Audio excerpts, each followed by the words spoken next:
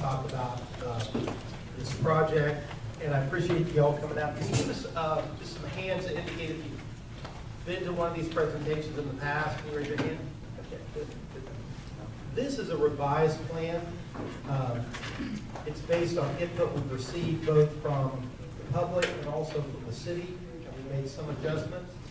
We still have yet to, can you all hear me all right with this? We have yet to submit an application to the city. Just to give you a little bit of the process. Once the application is submitted, then the departments will weigh in on various aspects of the project, traffic, drainage, all of those issues that you believe that we get tended to are going to be reviewed. Recommendations and requirements are going to be put forward. So what comes out of that review process will probably be altered from this somewhat. So let me start the presentation. So this is Lake Thrasher Village. It may not even have that name, just so you know, when the application goes in. You know, that's a family process as well, trying to come up with a name. And so there's some disagreement on that name right now, what I'm being told. So let's see if I can get this one. So far, this is our fourth meeting. The first one was at the Kent Bridge Civic League on June 6th. And that was a very rough plan. We started the discussion, getting public input. The second was on June 25th here. We had a draft bubble drawing that showed generally just an etch in of here are the type of uses without a lot of specifics, and that worried a lot of people, but we knew we'd be getting specifics. We just didn't have them all ready at that point. The third was on July 18th. Again, it was here. We had a full plan with details. We took public comments at each one of these at every step of the way, and so this is our fourth meeting, and we're also here to get your comments again, because we do take the comments, we do provide them to the experts working on the plan, we do make modifications to the plan, and hopefully you'll see some of that. Some of the changes you'll like, some of the changes you won't like. Just like everything in life, right? So here we go. Here are some of the concerns, and we did rank them. So when you submit the comments, we're taking them, we're organizing them, and we're breaking them down into groups. First, there's been a big emphasis that the Thrasher family maintain control over this project. That they're a local family, they live right in the middle of this, and part of some of the assurance that people get in seeing this development is that it's going to be handled by the family living here and not handed over to someone. So that's been very consistent. We've been seeing that in emails, comments on the documents, and please feel free to take those again and fill out any additional concerns that you have based on what you see tonight. Does that mean they approve every step of the way, the family? Yeah, so there are a couple of things. Again, the family will contract with the developer. The developer must meet the expectations set forth by the family within the contract. And I'll show you a little bit of how that's working already with this project, because that's somewhat already in place. But they're just like the Lake Thrasher on the lake over here, these homes that were built by Sandler. That was worked out in an agreement with the Sandlers to build a certain specification, certain quality, certain elevation. When I say elevation, what I mean by elevation, I mean like what you see over here. These are concepts, styles, and types that show you quality, okay? So when I use the term elevation, it's like the picture of what you should expect to see, or something like it, or similar to it, of the same architectural quality. So when they contract, they're indicating in their agreement what they're requiring, what their expectations are with regards to the architectural quality. So they're not hiring the contractors, minding the, the infrastructure and all that. That's for the developer to organize, to put together the crews that come out and actually do the construction. But they're contracting and holding the developer responsible for meeting the burdens of the contract. That's what I mean. Second concern is traffic. Second most popular comment. The traffic study predicts that there's not going to be major thoroughfares contributing significant levels of traffic through this subdivision. I'm having Marco Rubio moment. Access to the surrounding neighborhoods are very, very limited. We're trying to do cart path, walking paths. The idea and the concept behind this development is a pedestrian community, something you don't have in large numbers here in Chesapeake. And so part of this is to change that. Do you want us to let you get through this before we make comments on each? I'd love that. Okay. And I'll hear all the comments, but it'll help me get through this, and it's been a long day. So we've reduced the entry road from 4-lane on this new plan to 2-lane. One of the most consistent comments that we received was, please keep traffic from passing through from Centerville to Kempsville. And part of doing that was working with the city to make sure that we could have a 2-lane road all the way through. And when I come up to that plan, I'll show you again how that was done. Pollution and drainage, it's the third most popular comment. It's actually designed, this project, to improve drainage, and if the city accepts the drainage submission, which means if the city allows these ponds to be public ponds, these ponds to the north, to allow drainage into those ponds, it should improve drainage in the area. Trees and wildlife, there's a lot of comments about that. The project will have a net increase of tree canopy than what's currently there. There's going to be a tree line buffer with most of the surrounding communities. The lot size, the minimum allowable lot size in the city is 8,000 square feet. The proposed development has a minimum lot size of 10,000 square feet, and 10% of those lots are 15,000 square foot lots. We're planning on having a small community amphitheater. One of the concerns that came back was that there would be noise created by that, additional traffic and worries from that it would become sort of like the city's amphitheater and not the community's amphitheater. That's not the idea behind it. The idea is to have a community amphitheater that draws from the immediate community and not from all over the city. It's going to be very small, and it's not expected to be a large draw of new people. I hate to interrupt, but define small. Well, 50 to 100 seats in terms of size. But how do you control that access, whether it's city or community? How do you enforce that? You know, you just use your common sense to a certain degree when it comes to control, and then it's beyond control. So if I come in your barbecue in your backyard, you're going to be able to control that? Well, have you ever trespassed on someone's land and they say, get off? Right, okay. Okay, so you're right. Is there anything perfect? No. But if you don't build a 2,000 seat amphitheater, you're not talking about drawing boards to it. And the amphitheater is intended to be a benefit to the community. If the community all around says, we don't want to live in an area where there's an amphitheater, and it becomes a bone of contention, it won't make it. I have Okay? another question. How do you define community? All right, these are very, let me do this. I'll make you a bargain. I'll try to answer some of these questions, but can I wait until I get through it? And I'll be fair, and I'll do my best. Defining community is going to be hard for me. I will say that. You've been using it all night, so I want to know what it is. All right, well then I'll do my best, but let me get through this and then I'll tackle it, okay?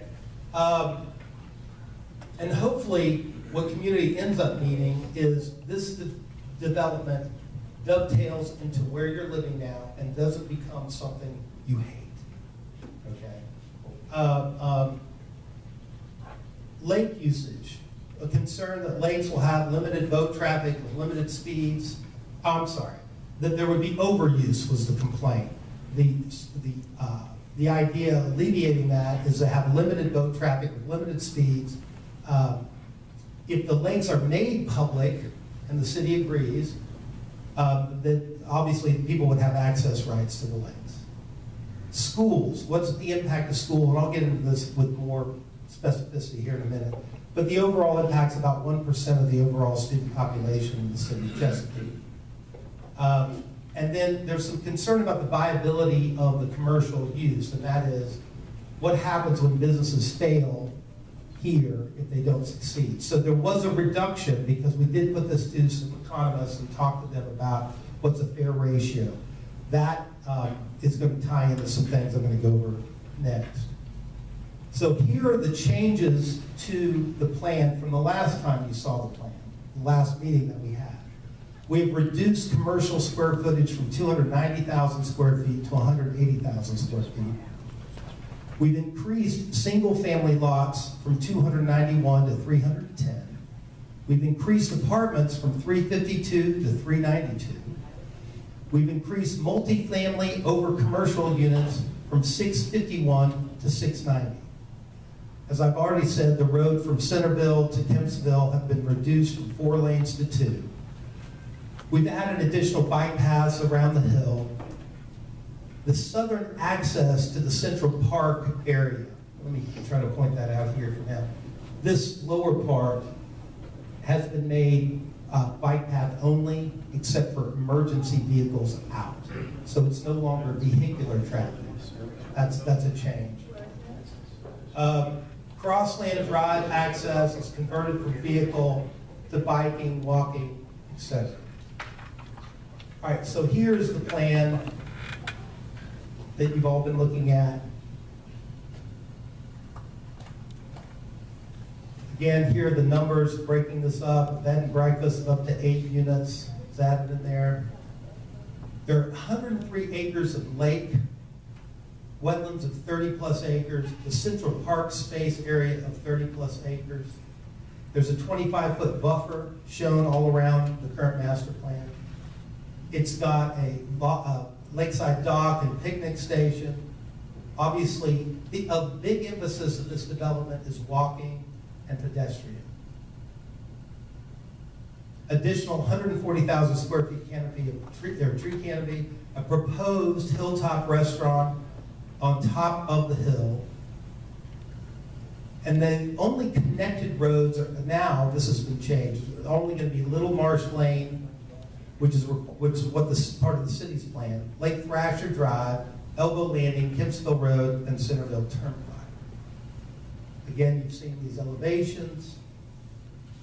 This is the city comprehensive plan versus the village and retreat that we're proposing. Under the suburban mixed use that the city has already designated in both its master transportation plan and 2035 master land use plan.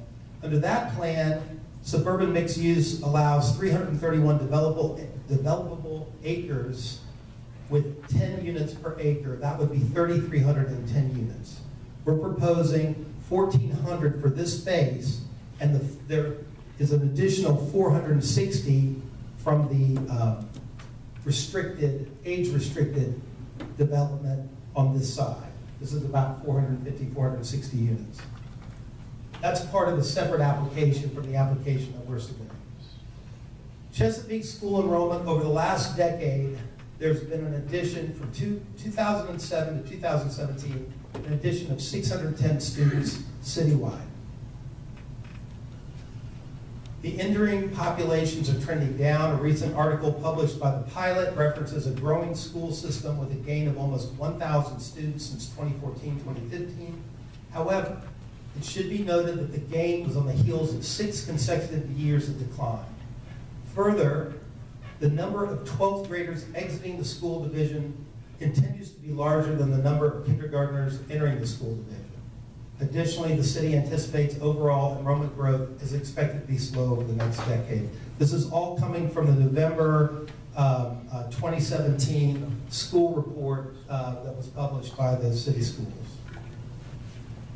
So, this is an aerial view, obviously, of the site. If I can figure out how to do this, here we go.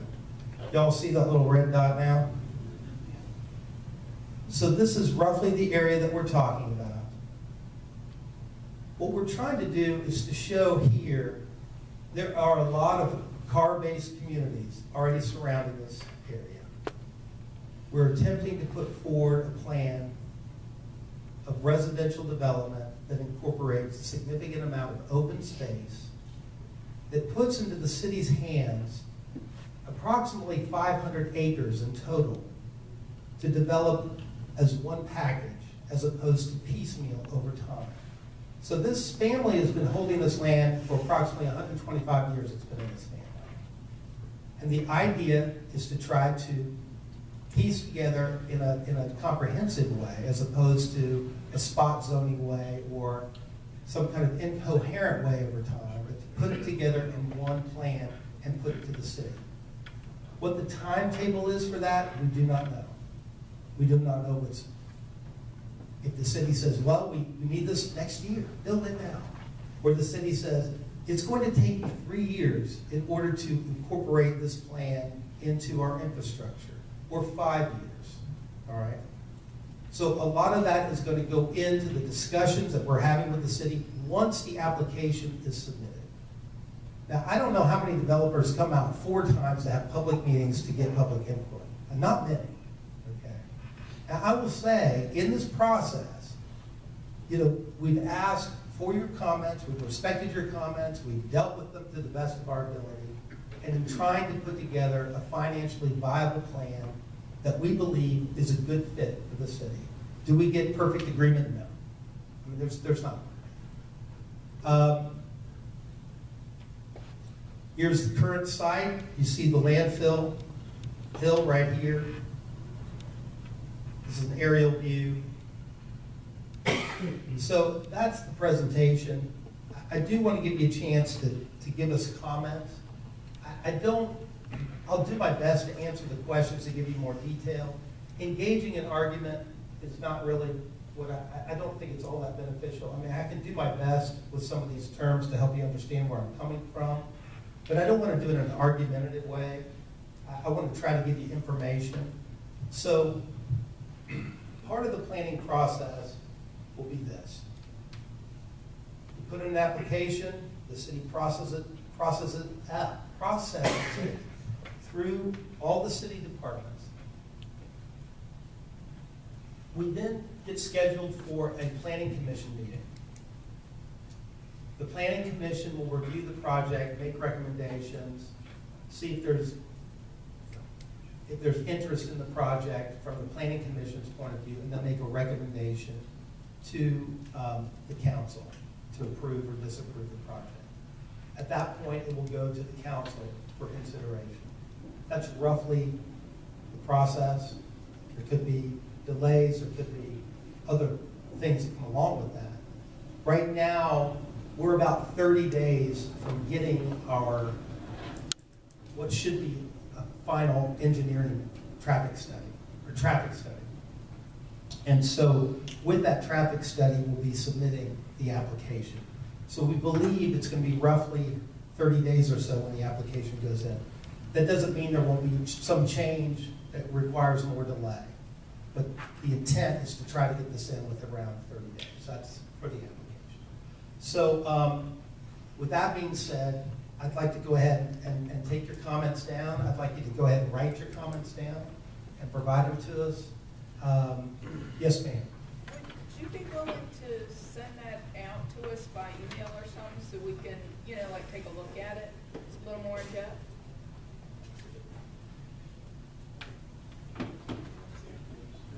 What's your email address? You might not want to shout that out. Yeah. Everybody looks pretty good in this room. But if you want to write it down and give it to me, I will see. I'm not going to promise it, but I will see. Are you able to post it on a website? No. Okay, your traffic comment on there, it said that the traffic review that you had done said, and I don't remember the exact verbiage, so forgive me if I don't quote this, but there probably wouldn't be a lot of traffic increase in the neighborhood. I'm going to respectfully disagree because I have lived that exact scenario in Norfolk Highlands, in the Indian River area, where you have mile-long straight roads, traffic in a 25-mile-an-hour zone, sped through that neighborhood like, you know, they were racing each other. Now, I understand that there's a little curve in the road in that new section of the neighborhood, but I can tell you that I live on Lake Thrasher Drive, almost at the cul-de-sac, and I watch Hang construction. on, 1 second. I'm gonna have you help me. Sure. Help me understand. Okay, so, you mind if I approach? Yeah, go the- ahead. Okay. So where are you going with it? Okay, so I live right here, Uh-huh. okay? And there are a number of my neighbors here. You live in lot number 9. I know exactly where it is. I live in lot number 8. Ah! You move your feet. Don't get slower. Don't talk about I'm this. just That's a freaking you whole out. separate issue. Okay, but here's the thing: is this road and this bike path affect this road? Nobody else. Okay. Tell me how it affects it. Because now I've got construction vehicles for the next 10 years driving past my house. I have whoever knows how many vehicles every day, every morning, every evening, going up and down my house at who knows what speed, because that is a straight shot. And I'm telling you this with truth, and I think Jim and Kanye and others can attest to this, that there are construction workers now that go down 35 miles an hour, and there's a cul-de-sac there. Heaven forbid when that opens up. Now, you put in the bike path. Now you have everything. Please forgive me, I don't mean this to be offensive, but I lived it for 10 years. You've got every teenager in that neighborhood riding their bike into our neighborhood. You don't love teenagers on skateboards? I'm using teenagers as a generality, okay? Young adults. I had to whatever you want rib to you a call little them. bit. They're riding into our neighborhood, flipping door handles, seeing who's got change in their ashtray. I was the Civic League president in my neighborhood for 6 years. I sat on the Citizens Advisory Board at the 2nd Precinct for over 6 years. I'm telling you factually, this will happen if you do that. I'm from New Jersey, we're trained to do that. Okay? every home on Lake Thrasher Drive will be affected. The rest of the neighborhood, probably not so much, because they'll run in and they'll run out. And they're not going to do it in their backyard. They're going to come do it in ours. So you have obviously a big traffic concern with construction periods. You have access issues with through traffic. Yes.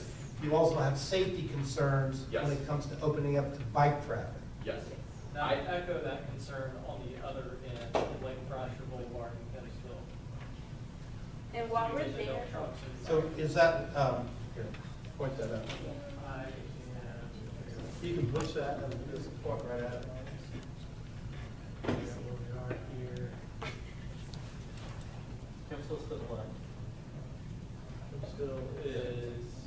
keep going. All the way to where All the the way. words are. So where that little dot is. Up there, at that, where's the gooseneck out there? Yeah, keep going. There you go. Okay, so I'll be. So you're right in there. Little Marsh would be right here. You're lot 17. I'm just. I'm like 380. I made that. I'm right on the corner of Little Marsh. At the dead end. where Little Marsh is. Yeah, we get the And dump you're worried trucks. about the trucks coming that way? Just Into the neighborhood? in and out. In the dump trucks. so can we go back to Lake Thrasher Drive? So I'm lot 15 on Lake Thrasher Drive, and I'm up against the lake, and I paid a lot premium. And according to that development, it's showing that you're gonna put 15 or 19, or 10 or 15 homes behind me. So would we get, I guess, refunded our lot premiums, or is the builder just gonna double dip and triple dip on? Because I paid a lot premium for that lot view, and now they're talking about putting or building a You're house. worried about the vista, not seeing the lake. Is that what you're worried about? Yes. Well, I think she's worried about the money she paid to The see the money, lake. yeah, the money I paid to see the lake, because that's a desirable lot. Well, it was a desirable lot until you put 15 houses there to block that view. So will we get refunded, or do we have any say-so on what they can do with that area? Put lots on the other side or something? I definitely hear what you're telling me.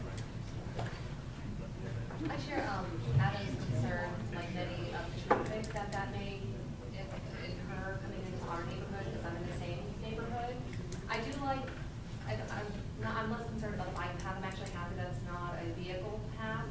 Have y'all considered incorporating any more roundabouts throughout the neighborhood that just naturally seeing That's a more good of them. suggestion. We're seeing more of them pop up, and they're efficient, they're effective. Yeah, and they slow people They down. absolutely would slow people down. Traffic controls are much easier to deal with than to add, so I think those are great comments. In regards to that question, is that road connection? I just want to be clear on Show me this. which road. Yes. It's Lake Thrasher Drive and the road going into, right there, Yep. that is a road that's Yeah. connected, not just a bike path. Well, the bike has the curve. Well, the bike, right, there's a bike path that comes into this area here, Right there. and the bike path that goes around here. Understood. But you're right, there are cars that can, I mean, that's a road, that Okay, connects the road. that's what I Yes, wanted to yes, clear sir. up. But for the straight shots that we're talking about, because those are some really long roads, like I just think incorporating at roundabouts will help alleviate that straight through. What about speed bumps? Yeah, I want to drive over speed bumps all day. Roundabouts. And to further my argument, we moved to this neighborhood so that our kids could ride their bike in the street, and I don't have to sit on my front porch and wait for cars to Car go. control. Right. Okay, I mean, that's, right, that's why we came here. That's the big problem I think a lot of people in Hartford with, is because honestly, yeah, most of us were marketed and told that, you know, this is a serene, I paid $45K extra for a premium lot, you know, which I intend to sue to get some of that money back. I'm with you. So, because. I can't represent you. No, I hear you. All I can do is try. Can't say I can win, but I'm gonna try. But, you know, and I think that's where everybody's argument is, you know, there's gotta be, you know, some sort of respect of, these people were told that it's a beautiful, serene lake view area, this is gonna be a quiet, peaceful area with privacy, and then everybody puts their money down, closes on the deal, and then within 6 months, bam, they're told, oh, guess what, all this is coming. Now, Can I ask you one question, I just actually one love question? this, but. Can I ask you just one question, and I hate to interrupt you when you're presenting, because I'll let you go on after this, but, and I know this will sound ridiculous, but have you put that comment on a sheet for us? I put several comments down. Yeah. I put comments to lots. And then here's why. Because staggering lots and staggering homes to try to assist with the use may be a possibility for a solution in dealing with some of these issues. So what I'm trying to do is get people to emphasize a solution in some way to deal with it, as opposed to, you know. I think the key words are minimal impact. Minimal impact to those here who've already invested in the properties and came for a certain reason. How many folks from Lake Thrasher living there? Majority? Okay. Now ask how many of those same people moved there so that they could be near town center. Okay, I was just curious. I knew it was coming, so. You don't like town center? Well, I mean, just You don't want that in your backyard. I don't know why we. Actually, I think We moved it. Right. I definitely hear where you're coming from with that. There are a lot of different concerns that people have about future development. I've been doing land use for a long time, and the issue is how to plan for development in the best way possible. Not in a way to think, well, I'm never going to have a neighbor, I'm never going to have more construction, I'm never going to have this. So I do recommend emphasizing the solutions to try to incorporate into this thing, to try to maximize the value of your homes, okay, as being the way to help us deal with that to the best way possible. Yes, sir. I appreciate all the detailed questions, but I'm going to ask a big picture question. I understand the process of the city and the give and take. In an ideal developer world, what is the developer's time frame for starting the process, the project, and the length of time it's going to take to complete the project? That's a really good question, okay? So for this developer, it's probably different than most, you know, for this family, because to remain in control of the development and have that right to develop from the city, to hold that out to the professional developers to come in to do, allows them to plot and plan this differently than the developer who says, I've got to have X number done, my inventory has to be this, you know, to make the numbers, I've got employees scheduled, on and on. So Mr. Thrasher has sat in every one of these meetings, okay? And I keep telling him, I keep asking them, was your house there when you got back? You know, and the reason I bring that up is because he's hearing this. You know, he's not deaf. He's listening to it all. He's going to meet with the city. They're going to, you know, pull his fingernails out slowly, one at a time, to make sure that it's all handled appropriately. So to know what the timetable is going to be or what it should be, it's going to really be about hearing from the city. Because the city says, you can't come online with so many homes with this school situation we're in. This is what we need. The city says you can only come online at this speed with the roads and the situation with the roads that we have.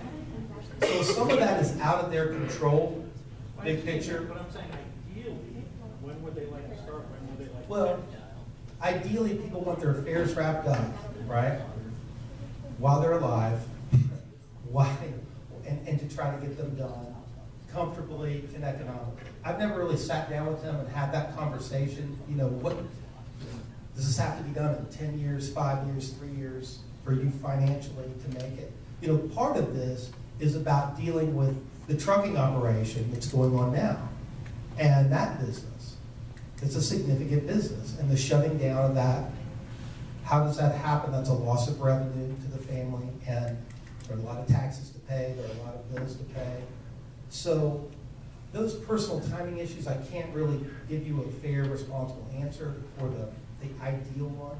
But I can say a lot of it is out of their control. It's going to depend on a lot of answers we're going to be getting over the coming weeks and months in dealing with the departments and dealing with the city and finding out where that comes. But I think your input's going to be important. I think the city's going to listen. I think, frankly, you know, we're dependent upon the city having an idea along with us that it's better to plan this acreage and not just let it happen, you know, over time. So, who else? Yes, sir. I'm afraid that I'm going to read my statement because I might get argumentative. Okay. I stand to lose a lot in mine, but I used to be a very nice backyard in Chesapeake. Where's your house, sir? Do you mind telling me? Warrington Hall. Okay. Yeah, have you worked with, I'm not going to ask, but have you talked to the Warrington Hall developers at all about this? So who were the Warrington Hall developers? Coteries. I have not spoken to Coteries about it. Because we got a nature trail, we got all of them was sold, extra cost for the backyard, new with no road behind it, all that stuff. But anyways, my statement is, the conceptual plans for Lake Thrasher communities look very nice. But reality is, crowded roads. I'm not going to talk about that because your first comment was, the biggest complaint last time was the road going through Centerville to Centerville. And then your next comment was, so we're going to build one anyways. Then it's more crowded, schools. I did say we reduced its width. You said you're going to build one anyways. Well, yeah, I didn't give up entirely. I haven't either. I didn't think Untold environmental impact. So my concern is that the Chesapeake Council for the development, and I don't know if anybody from the city is here, but they've lost control. Growth far exceeds capacity. The developer has a conceptual plan, but does the city have a plan?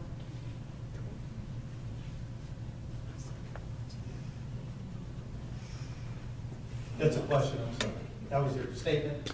You want me to try to answer the question, or? No. Okay. You're good.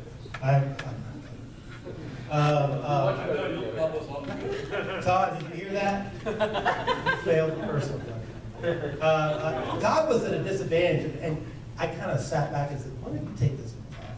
Because we didn't have the detail, you know. And I kind of knew it was like bulletproof vest. Since he's wearing the 3-piece suit, he can do it. Go ahead. To go back to his comment earlier with the amphitheater that was on the list, just because an overall concern at everyone, when you mentioned the seat capacity, I'm still just trying to wrap my head. I'm not expecting like, you know, strobe lights and everything going on at night. Are we talking like carolers and maybe a movie night, or A community amphitheater. that you can kind of do? Okay, it's nothing like crazy lights and. No tickets are going to be. It's not. Okay. In fact, if that's the thing holding everybody back, then maybe it should be a soccer field. No.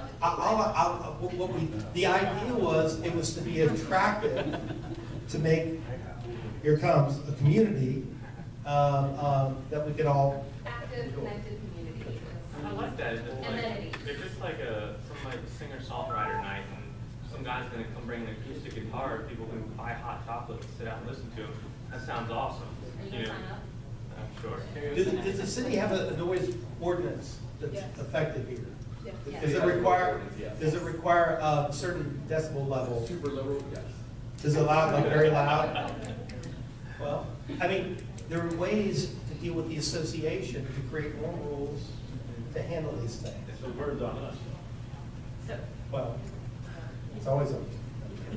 Yeah, go ahead. So how much, I have a statement, but I'm going to form it as a question. Yes. How much do you think, or does Mr. Thrasher think, or has it been studied, how much do you think the property values of some of the more expensive homes in the current neighborhood are going to drop after the multifamily homes and the subdivisions and the condos get put in? Because we think they're going to drop quite considerably. We do not believe that there's going to be a price drop because of the multifamily or the apartments. We had an economist, I don't know if you all know Jim Cook, who's been an economist at ODU. He's president of ODU. He's written a report on this site. We're going to be submitting his report along with the application. Jim Cook's report is pretty extensive. We're going to be submitting that. And yeah, we don't believe it's going to impact negatively the market value of the homes. So that's not the intent. And again, a lot of this about market is it's up and down. And then what I mean by that is not up and down like day to day, but over time. Like initially when the inventory hits the market, there may be a down period, but it should project to go back up over time. So that's also goes back to the quality of the development. And the reason why I brought up the word elevations is that if you're going to hold the family to something, hold them to the elevations, to the quality. Emphasize that so that you don't get something different than what's being demonstrated here. So I'm sorry, it's a follow-on question. So if the quality is on a high end, and I'm just throwing out numbers here, but even as a smaller townhouse / condo / smaller lot, we could be talking like a $250,000 or a $300,000 condo or less, which would, again, comparatively drop many of the, I would say all of the houses in the current development. What do you expect to be the starting prices for some of the single-family homes? What are the prices that you were expecting to start at? So the expectation is high-end market where, for instance, Lake Thrasher is now. Okay? And I know those were 4+ and above. So that's the expectation for the single family. And just to get to the condos, I don't think there's any projected condos at this point as part of this plan. Well, there's going to be these are apartments. There's going to be townhomes in the 55 and over. That's it. Yeah. Well, let me not speak to that because I just don't know the details of that one as well. That application was submitted some 2 years ago, and it's not. But that's going to have an impact, an overall impact on all of us. I don't know if that's an unfair question or not, because I have not looked at that. But it is a restricted neighborhood, 55 and over, and I think it's a different product. So I would want somebody else to answer that question. Sorry, again. If Chesapeake and the communities can't find like a happy median, is there a plan B where this could get scrapped and then this gets sold off in piecemeal to different developers, which just ends up being a hodgepodge? Oh yeah, I mean that's in essence what happens to all land typically. It's highly unusual to have 400 or 500 acres put together in a comprehensive plan. It's almost never seen. You know, I mean, it sounds like big, like it's really big, but if you spread it over the acreage and look at what's happened all over your city, it's like, it doesn't compare to the density. So it's hard for me to convey that. It's just very difficult. It's a science-based approach that I think gets lost. But it's easy to go to these communities. A lot of them are very large, and you'd be shocked to learn how big they are just around the corner, okay? So this is understand, and Warren, correct me if you just shake your head if I'm entirely wrong with this. You're filling up lakes right now, right? You could continue to fill up lakes. Under the current, you could continue to fill up lakes. Exactly. All right? So open space goes away. What happens? Developable land. So part of this is to reverse that process as well. He wants to live on this lake, right? So I bring that to mind because it struck me when you raised that question. It just doesn't happen that often that you have this much property put together in a uniform way. Yes, sir. So when we first came to Lake Thrasher, we have also considered Olah's Landing and Great Bridge, which I know none of this really has anything to do with Chesapeake Homes at this point. It's a separate thing, but they were 10,000 and maybe even some 7,500 square foot lots out there, and here they're 15,000 minimum in Lake Thrasher. And that was one of the huge appeals to us, was that you actually had a decent yard. Right. So I get it, if I was trying to buy land from a developer to develop and build houses, I'd want to cram as many in there as I could so that I could make the most money and have the most customers and everything like that. Other than the appeal for selling the land, is there a reason to push for 10,000 square foot as opposed to making the minimum for the single families 15,000 like Lake Thrasher? It may be also economic, but there is a big reason to put more rooftops in the vicinity of the commercial.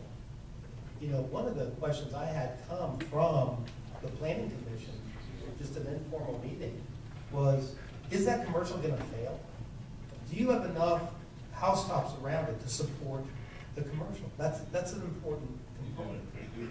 Have they examined what commercial is going to go in there? Like, have any businesses been spoken to? Oh, no. That's a long ways down the road. People seem to be really excited about this retail and restaurant and all that, and they have no idea what it's going to be. Massage policy. Let's rein in the imagination. I agree with you. There's less certainty there than you would like to have, but the city controls a lot of that as well. Well, I know. I've worked with economic development extensively, and I will tell you that there are 13 empty storefronts in the Indian River Shopping Center, and I was promised that was going to be redeveloped. And there are however many empty storefronts in the mall right now. And the current town center, where Joseph A. Bank and Jersey Mike's and all that stuff is, those things are struggling. So now we're just going to dump some more into it 2 miles away. Right. And I'm not trying to poo-poo the No, idea. I hear you. I'm just simply stating facts here that I don't go to, I don't avoid the mall because it's a mall. I avoid the mall because I don't need to go there. Yeah. I have Amazon. I think that's a very good point. One reason why we went back to the economist and we said, take another look at this, and we now reduced it by a third of the initial, or approximately a third, of the initial commercial plan.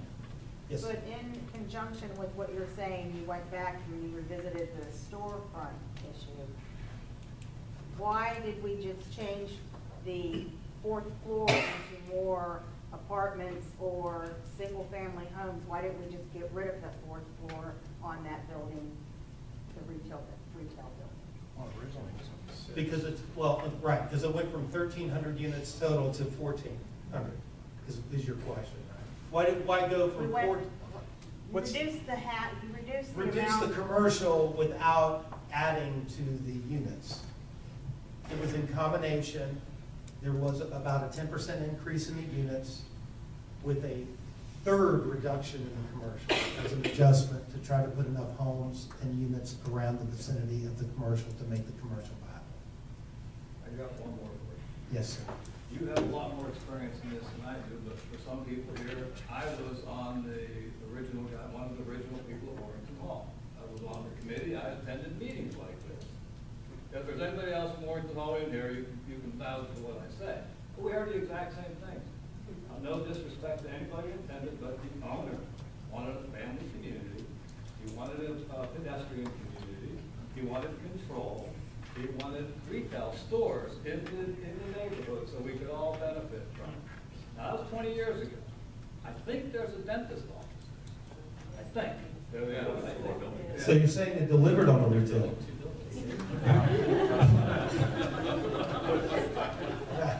See, I heard that. My ears are tuned in. No. You know where? This is going to shock you. I grew up in Kansas. Oh, wow. About that. Back there. I'm All the selling best something. intentions, all the best intentions, I mean, this is beautiful, it's a beautiful concept, but all the best intentions, without, you can get our input and all that, but without the city listening, the city has to listen to the roads. I mean, I'd like to ask the city why we've had decline in schools for, what, 5 years, 6 years? But our students are still in trailers. And now we're gonna add more. So how, you need to be talking to the city, or bring that up to the city. And for example, when this school over here, or this sign that says Future Chesapeake School, which has been there when I moved in here in 1998, when that school's built, let's build this community. Quick question about those apartments. So we call apartments, are they individually owned units, or is this like an apartment complex? Like a complex. Is it complex? Yes, sir. People will be renting there? Yes, sir. That's great for retail value. Yes, sir. Okay, so he mentioned education. So Yes. that's one reason why we came down here. Brought my family down here because of the schools. And then we got rezoned. So having a big community like this, 1,400 units, it's going to put a stress on the schools again. So one question I have for you, and I noticed that Shillelagh, I don't feel that Shillelagh really did a lot of contributing to the schools. Because of their proffers, I don't think they put a lot of money into their school proffer. Have y'all talked about proffers yet? They can't do proffers anymore. So there's not going to be no proffers whatsoever in this project? Well, The state put the kibosh on it because the cities yeah. were succeeding. Exactly, 2016, I know about that bill, yeah. what the law was drafted and passed, changed was, it said that the proffers had to be reasonably related to the actual community, which opened up for the cities the possibility of being sued every time that they required a proffer that could arguably not be reasonable. Okay? So that has put a lot of hesitancy on the proffers and the proffer system in general. The discussion of proffers typically happens post-application submission, so that the city can come back and say, here's the stretch. Well, for instance, the traffic engineer is saying about 70% of the entrance into this community is going to be coming from Centerville. That's the projection from the engineer. About 25 or so percent here, with the other 5 in the other entryways. Or this is for people coming and leaving that community. So the city is going to look at that and say, what impact that has on Centerville, you may need to pay for it. We line that up, and that would be the discussion of proffers, improvements, et cetera, at that junction. That's a for instance. That may not be what the city says our worry is. The city may say, actually, the worry is drainage, and we have a drainage cost in dealing with this community here. We want to use these ponds. We need you to come up with some infrastructure to do that. I don't know, in other words, at this point, where the city's going to come down on that. But that was the change in the law with proffers and some of that. Okay. Yes? Is there any consideration for dining other than on top of the hill? So like if there was, say, like a Noodles and Company and a Cold Stone, maybe a Five Guys, people can go on Amazon and buy stuff, but they'll walk down there to eat. And if they're there eating, they might shop at something else. Five Guys on the battlefield. Yeah, but you know, if I live in an apartment above a Five Guys, I'm not going to Battlefield. So right here in this area is the idea. So you want to live in Green Run? No, well, Green Run doesn't have a Five Guys. I'm saying. Let's have restaurant wars later. Okay, what is it? It's 8 o'clock. How is everybody doing? Yes, sir. I was here at the meeting in July, and correct me, and I may be wrong, but I could have sworn that at that time you said the entrance off of Centerville Turnpike was going to be zoned for commercial use. Yes. In that entryway. But you've made no mention. We've removed. These are not the droids that you were looking for. Have we removed the commercial, the light industrial is what you're saying. Yeah. You're saying light Well, industrial. I see commercial, it could be light industrial, whatever. Up here, you're talking about like right up here. Yep, right up there. It's still there. It's still there? Okay, I'm sorry. Okay. It used to be designated in orange. It was easier for me to see, but it's still there. It's for like the potential for maybe a storage facility or something, you know, like storage units. Yeah, storage units like they're putting on Centerville Road now by Bud Station. And then one other question. Yes, You sir. mentioned that in discussion with the city of Chesapeake, they're the ones who are now having you tie in to Little Marsh. How did the tie in? Originally, there was no tie-in into Warrington Hall, quote unquote. We have discussed with the surrounding communities for tie-ins, but at this time. I'm talking about this here. No, that's the one into Great Bridge. I'm talking about Little Marsh that will tie in. I live on that It is. intersection. I was told from the beginning that it Red would button? be developed. It would be right here. That's Little Marsh tying in right there. I live up here, well, with this road going through, but this right here is Little Marsh. It's dead-ended there. Oops, back up. And you have another spot right here that ties into Kemp's Bridge. That's Little Marsh. So, Kemp Bridge. You're talking about. oh, it's Little Marsh Kemp's Bridge? Yeah, you're talking Okay, about. okay, so there's that one, but there's, okay, so That's maybe, what I think. all right, yeah, because we have a Great I'm Marsh sorry. as well. And we're gonna hang out after this We have general marshes discussion to answer everywhere. more questions for y'all. Yes, sir. Okay, last question here. Flooding. Okay, so in regard to flooding, you mentioned that you were going to talk about the flooding there, or the drainage issues. Okay, so which flood zone is this going to be in? Is it zone? I don't think you're gonna be. I don't think that's It's gonna zone be a X problem. unshaded. It's not a flood. So there's no zone. There's no designated zone, flood zone right now. Huh? No, that's evacuation zone. He's talking about flood zone. Yeah, like flood zone A, It's zone X unshaded. zone X unshaded. That's Okay, not a flood zone. all right. Anyone So. else? Thank you. Are the planning commission meeting, is that open? Oh, Yes. That's a public. So will that be advertised like Absolutely, everyone's are? absolutely. You will put these. The city does it, we pay for it. In other words, we submit an application fee, the city takes that fee and pays for the notice. Okay, because all these notices. Yeah, we've been doing that directly.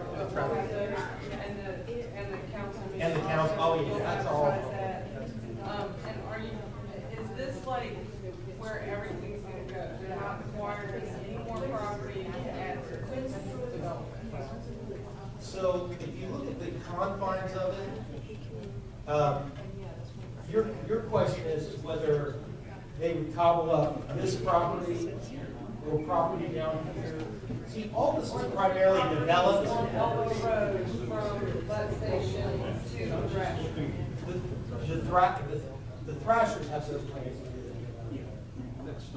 I don't know if they contract with a developer to develop this, who may have another project. Do you hear where I'm going with that? I don't want to confuse you. So in other words, the Thrasher family is not a development company. Right. They're a landowning company. They have the landfill, they do that work. They will have to contract with a professional development company to come in and build it. Whether that company has another project, I cannot say at this point. Do you see what I'm saying?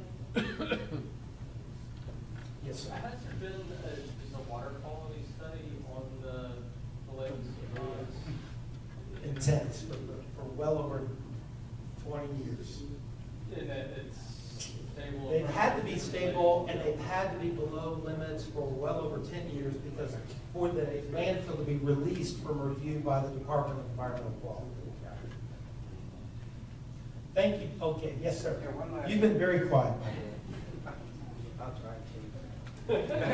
I thought I'd make you on because I get paid by the hour. Going through, you convinced the city to reduce it from a 4-lane to a 2-lane? Yes, sir. Have they agreed to change that as a long range? They have to. And you know why? I don't know if they have on the long range plan. They need to, and at some point they will be forced to. And I'll show you why real quick. They only have a 50-foot easement here. And without knocking down the homes on both sides, they can't do it. So I don't You're have. talking about a couple houses that could be condemned. Well, no, actually, it's more significant. That's kind than of a others. major commitment, because if you put a 4-lane road through there, you've got through traffic coming down 4 lanes. If the city says, I'm gonna barrel through this property and buy up all this land and put a road through it, no one can stop it. If the federal government said they're gonna do it, we can't stop it. So I can't make that promise. Because you know that now. Well, no one can make that promise. Not a person in the city can make that promise, because every year is a new council, or not every year, there's a new council all the time, there are new desires all the time. However, what's your appetite to go barrel through this community with a 4-lane road, which doesn't connect anything on this side? It's not high. Is that a promise? No. That's just the reality of the situation on the ground right But now. when they spoke to us, they made it very clear that that road was planned long range for a 4-lane road. But that was, I think that may have also been because when they developed Kemp's Bridge, they eased that because Warrington Hall was already butted up against that property, and then they eased it, and it could only be a 2-lane road. And I understand what you're saying, because my house butts up on Warrington Hall onto that road. So, but, yeah, there's no way they could put a 4-lane road in there unless they decided to claim eminent domain and host us all, which is why there's a recess on. Right. The city doesn't have that. You'd be getting your eminent domain attorney out. And And one last question. This street, so the street's maintained by the city, or will they be maintained by the community? They're going to be maintained, if the city takes public ownership of them by the city, some roads may remain in private declaration, meaning the association that maintain that control. This is premature to give you a definitive answer to that question for all of these roads, and I don't want to make a misrepresentation. So I'd rather do that later in this process, if you could forgive me that. Can we make a consideration for the neighborhoods, the Thrasher neighborhoods, like the multifamily neighborhood, townhomes, or even the current, like Lake Thrasher Drive? Can we make those one way in and one way out? Which, show me the direction you're talking about. So that's pretty much any of them. So like for Lake Thrasher Drive, that would be cutting into the, I guess, the apartments or the multi-use, coming from, what is that, Elbow Road? Yeah. Turning onto Lake Thrasher Drive. Right where I spoke of between Yeah, where his lot is, lot 8, lot 9. So basically, neighborhoods such as that, and even on the other side of the. So she's saying make that one way out?